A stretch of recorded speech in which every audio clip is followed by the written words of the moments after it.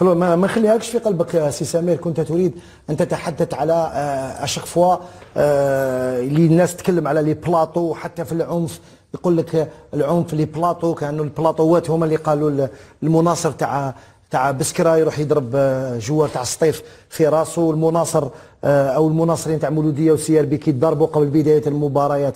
البلاطوات وقيله هما تانيك اللي قالوا، يعني واحد اللي يوجعوا دوك راسو يتكلم على البلاطوات هما اللي راهم يحرضوا البلاطوات.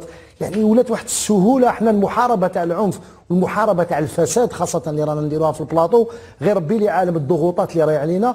ورغم هذا نقولوا بانه احنا هذه خدمتنا، هذا هو لو رول تاعنا. ولكن ما تكتروش على ما وصاوكم، يعني ما تزيدوش فيها شويه، لاننا نملك كل الملفات ونخليو العداله تعمل فقط. يعني لو نجبدوا كل الملفات راح نوجعوا بزاف ناس، لانه احنا ثقتنا في العداله، الملفات راهم عند العداله. خاصه انه في وقت من الاوقات كانوا يقولوا لنا كنت هضروا برك، ما راناش نهضروا برك، بدليل انه القضايا راه مازالهم في العداله. وقضيه اديداس راهي متواجده في المكتب، حاب نجبدوها نعاودوا نوريوها ونقولوا شكون المتورطين في قضيه اديداس. والسيد رئيس الجمهوريه شخصيا قال انا اذا اخطات، سي عبد المجيد تبون قال اذا اخطات قوموني. رئيس الجمهوريه صافي دير من يخطئ من حقنا اننا نقولوا اخطا، ومن افسد في كره القدم الجزائريه نقول افسد ولا نخشى لومه لائم. وهذه رانا هنا ناس بزاف جازت على الاتحاديه وجازت كذا، بصح حنا بقينا هنا رانا في الموسم العاشر في بالمكشوف والموسم الحادي عشر في قصه 100% فوت، وللحديث بقيه. سنعود وبالملفات ما كاش مشكل، لانه قضيه اديداس كما قلت المكتب الفيدرالي عضو مكتب فيدرالي يدي اموال هذه غير قانونيه، نزيدوا نعاودوا نكرروها من مره اخرى.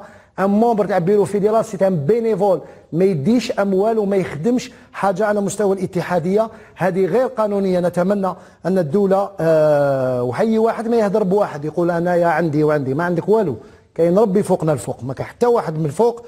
نحترموا قوانين الجمهوريه. حبيت نضيف شيء ربما، يعني ساعود لهذه القضيه رضوان، لانه انا نشوف باسكو الناس دارت لو مال، هي اللي دارت لو مال في الفوتبول ناسيونال. الناس دارت لو مال في الفوتبول ناسيونال اللي يحبوا يولوا هما يولونا يعطيونا دي دونور دو لوسون، يعطيونا دروس في الوطنيه ودروس في الاحتراف. لا خويا انت عميتها غير ريحك مخبي، ما تبداش تخرج لنا امور اللي نعرفوها جيدا. خلي قضيه اديداس، خلي الوقت يكشف عنا ثقتنا في العداله الجزائريه. كل حال الحديث بقيه، لانه الناس ربما تريد دائما الرد بقوه، وهذا رد خفيف فقط، لانه ما لازمش تغلطوا الراي العام. تغليط الراي العام محاربه الفساد، لازم واحد يبقى دائما واقف وما يعطيش دروس للناس لما يكون هو مازال ديجا امبليكي في قضايا تخص كوارث حصلت على مستوى كرة القدم الجزائرية في سنوات. ما المفروض الواحد يروح يتخبى كاع بالنظر لما حدث، وبما النظر لأنه لأول مرة منذ الاستقلال فتحت هذه الملفات على مستوى العدالة، وكاين الناس راهي في التحقيقات، وكاين الناس عندها رقابة قضائية تمضي، وكاين الناس نحاولهم دي باسبور، وكاين الناس أيضا مالوريزمون راهم في السجون.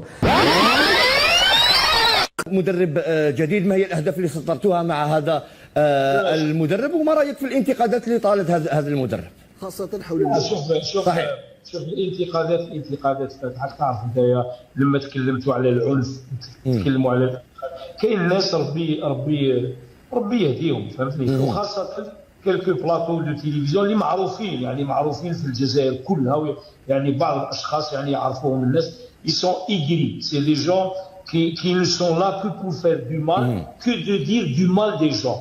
فهمتني؟ علاش نقولوا ربي يعطيكم يعني لا كونسيونس تاعكم، يعني يكون الضمير تاعكم مرتاح.